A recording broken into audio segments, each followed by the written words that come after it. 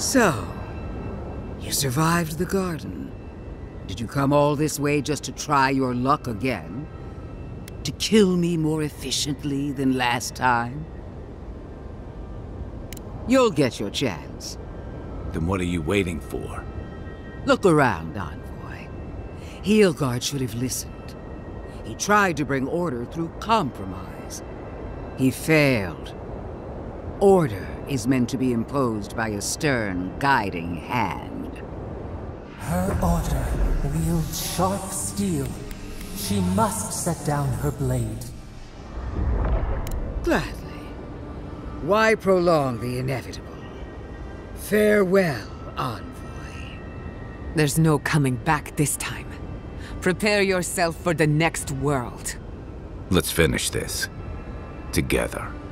Once I'm done killing you, your god of... We are every seed in the soil. We will always grow. No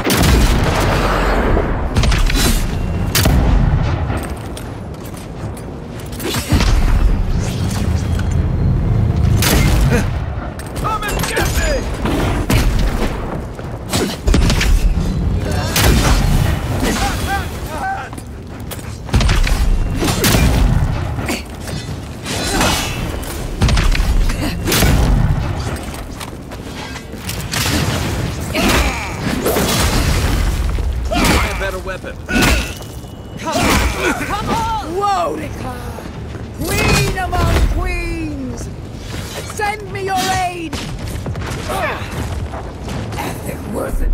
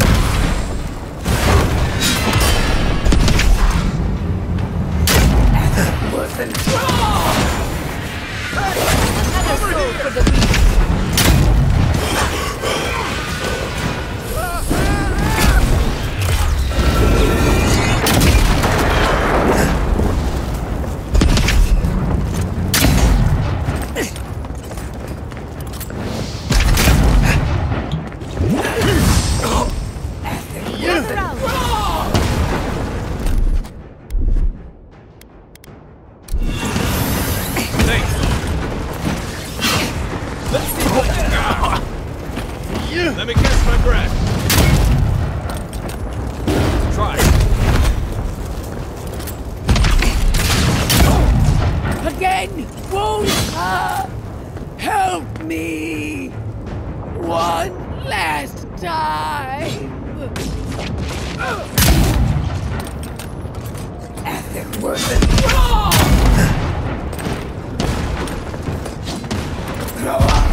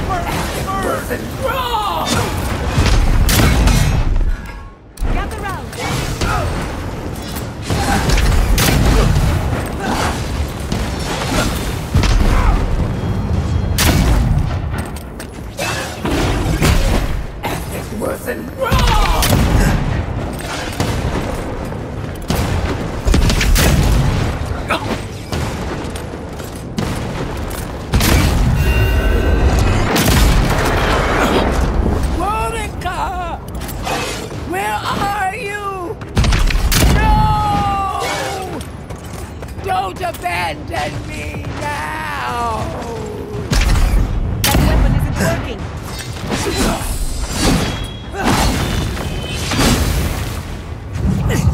Back in the fight.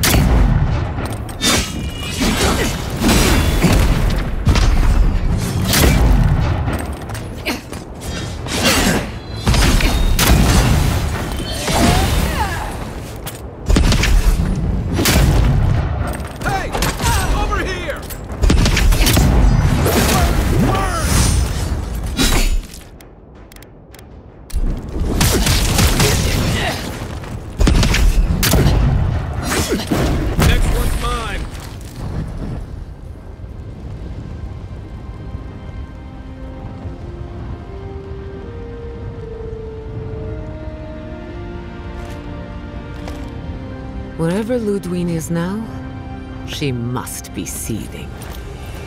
Of course, we'd be happy to kill her again, if needed. She's done for, but we're not. Whatever's next, we'll face it. Together. Gods, you're all gonna make me sick. But carry on. Unraveled at last. We no longer feel her wire against our flesh. We are free always. We are free forever. Silence falls over Paradise, as though the city is holding its breath. Then you hear it, the ringing of a distant bell, the waving of banners, and cheers of victory. After a short and bloody conflict, the dust has finally begun to settle. You feel Sapadal close to your thoughts, stirring with interest. The god of the living lands is observing this moment, unfettered by confusion or fear. For the first time in centuries, they understand. The Paradise militia rallies to you, the outsider who defended them in their hour of need. Whatever happens next, you have won their confidence. You take a moment to reflect on the calm. Not so long ago, you arrived at these shores on a simple errand, which turned out to be anything but simple. The dream scourge is over, and the island has been cleansed of plague. A time of healing and mourning follows. People look to you for answers about the source of the affliction. You tell them the truth, how the plague came from a power beyond mortal understanding, and how it is finally at peace. The Living Lands is now a colony of the Aedyr Empire. New governments replace the old, and imperial law reigns over the frontier. An age of order and discipline is just over the horizon. You showed the rebels of Paradise mercy, but they can never trust the Empire. Instead, they keep to the wilderness, always 2 steps ahead of Aedyr, only attacking when provoked. That is as close as they come to peace. The refugees of Emerald Stair resettle in Thirdborn, bringing their skills and research to aid the local community. What starts as an uneasy partnership blossoms into a bond of trust. Through shared adversity, they find common ground. The ashes of Fior Messiverno continue to smolder. Scavengers avoid the ruins, fearful of spirits unleashed by animancy gone awry. The once promising city is nothing but a cautionary tale.